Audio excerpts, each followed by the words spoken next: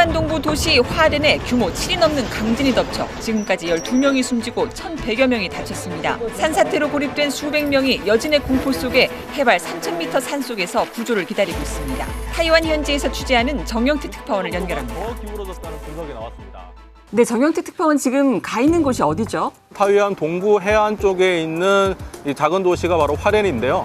최대 도시인 타이베이에서 보면 동쪽에서 우리 고속철로 한 2시간 정도 가야 되는 위치에 있습니다. 해안가가 태평양을 보고 있기 때문에 아주 아름다운 곳이어서 타이완의 하와이라는 별칭이 있을 정도로 관광객이 많이 찾는 곳이고요. 실제로 저희가 여기 현장에 도착했을 때도 외국인 관광객들을 많이 만날 수 있었습니다. 지금 지진이 일어난 지 이틀 정도 지났습니다. 여진이 상당하다고요? 오늘 오후 4시 기준으로 집계된 여진의 횟수가 380차례를 넘었습니다. 이동하는 중간에도 여러 차례 여진을 겪었고요. 또 숙소에서 자는 중간에도 침대가 흔들려서 중간에 잠이 깰 정도로 상당히 강한 여진을 여러 번 겪었습니다. 또 건물이 많이 흔들리고 땅이 울렁거린다는 느낌이 들면서 저도 상당히 어지러움증을 느낀 경우가 있었을 정도로 여진이 계속되고 있는 상황입니다. 취재진들도 모두 헬멧을 착용하고 여진에 대비하고 있는 상황입니다. 특히 규모 6.5에서 7 사이에 본진에 버금가는 강한 여진이 앞으로 사나흘 사이에 또 올 수 있다는 전문가들의 분석까지 나오면서 취재진은 물론이고 여기 현지 주민들도 상당히 불안해하고 있는 상황입니다. 震啊，它怕还要多严重，我们不晓得啊。然后里面也现在乱七八糟，怎么进去啊？ 지금 뒤쪽에 보이는 건물이 이번 지진으로 무너진 건물이죠? 네, 이곳이 화롄 해안가에 바로 있는 지하 1층, 지상 8층의 9층짜리 빌딩인데요. 타이완 말로는 텐왕싱, 즉 천왕성이라는 일종의 주상복합 건물입니다. 모두 72가구가 주민들이 여기 살고 있었는데요. 지진이 발생할 당시에는 20여 명 정도가 있었고 사다리차를 동원해서 창문으로 안전하게 구조가 됐지만 바로 어젯밤에 30대 여성 한 분이 숨진 상태로 발견됐습니다. 처음에 지진이 발생해서 진동이 일었을 때 건물 밖으로 대피를 했습니다.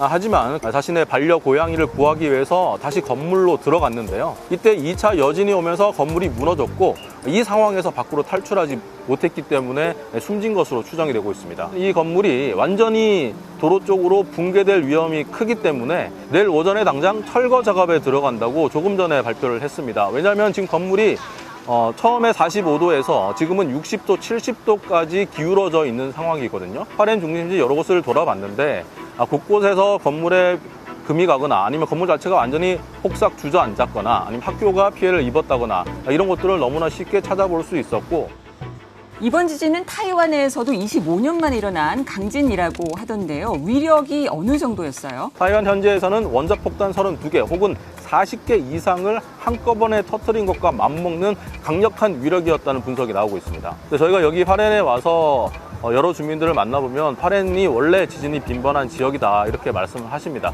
하지만 특히 이번 지진은 그동안 겪어보지 못했던 만큼 강한 진동을 느꼈고 공포심을 느꼈다 이런 이야기가 나올 정도로 굉장히 강력한 위력이었다는 증언들이 주민들의 입을 통해서 나오고 있는 상황입니다. 지진 당시 영상을 보면 옥상 수영장에서 물이 막 쏟아지기도 하고요. 도로도 장난감처럼 흔들리더라고요. 산에서 막 집채만한 바위가 굴러 떨어지기도 하고 참 공포스러운 위력이었어요.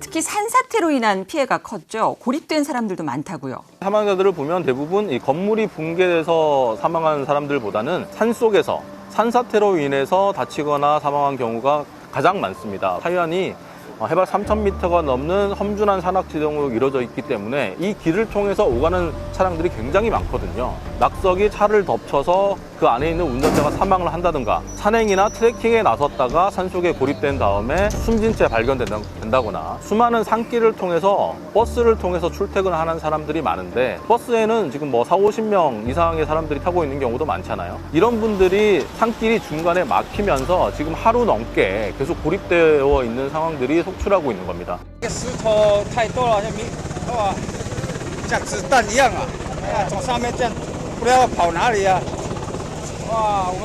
문제는 뭐냐면 이게 워낙 해발고도 높은 곳에 있기 때문에 구조대가 접근하기도 쉽지 않거든요. 헬기로 가기도 힘들고 구조대가 일일이 걸어서 고립된 분들이 있는 위치를 확인하고 찾아가서 일단 이분들이 버틸 수 있는 물이라든지 비상식량을 제공을 하고 일단 걸어 내려올 수 있는 사람들을 335 순차적으로 데려서 내려오고 있는 상황인 겁니다. 현재 국립공원은 정말 취재진의 진입 자체가 거의 불가능한 곳 중에 하나입니다. 왜냐하면 국립공원으로 통하는 모든 도로가 지금 통제되고 있는 상황이거든요. 국립공원 안에만 고립되어 있는 사람이 수백 명에 이른다는 추산도 나오고 있는데요. 중턱에 있는 분들한테는 헬기로도 접근이 어렵잖아요. 구조대가 이분들의 위치를 확인해서 찾아가는 과정까지도 굉장히 힘든 상황입니다.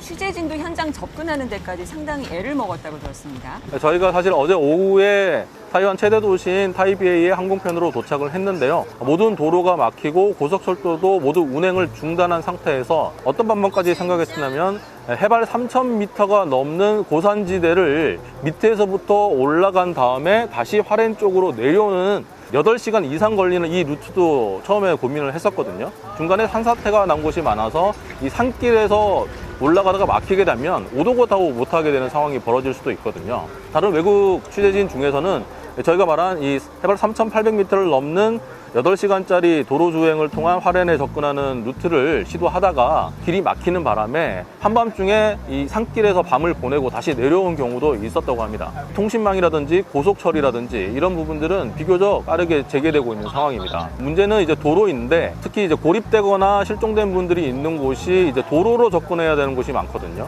근데 이 도로는 워낙 피해 규모가 크다 보니까 좁은 산길에서 대규모로 떨어지는 이 낙석을 치우는 게 쉬운 일이 아니거든요. 네, 안타까운 인명피해가 이어졌는데 그래도 지진의 위력이나 규모에 비하면 그나마 좀 대비가 잘 되어 있었다 이런 평가도 나오는군요. 두 가지인데요. 첫 번째는 건물의 내진 설계라든가 또 타이완 주민들의 비상대피 훈련이라든가 이런 것이 굉장히 잘 돼 있고요. 1999년에 25년 전에 규모 7.6의 큰 강진으로 2,400명 넘는 주민들이 사망하는 일을 계기로 지진 대비가 굉장히 강화됐습니다. 이번에 무너진 건물들을 보면 대략 한 30년 이상 된 건물들이 많거든요. 이 내진 설계라든가 지진의 진동을 흡수하는 부분에서 최근에 지어진 건물들보다는 좀 미흡한 점이 많기 때문에 특히 이번에 무너진 건물들을 보면 30년 전에 설계된 이런 건물들이 많다 이런 분석도 나오고 있습니다. 네, 당시보다 사상자 규모는 적지만 여전히 많은 사람들이 고립돼 있고 또 수색 작업이 진행 중이니까 상황을 지켜봐야 되겠네요. 네, 그렇습니다.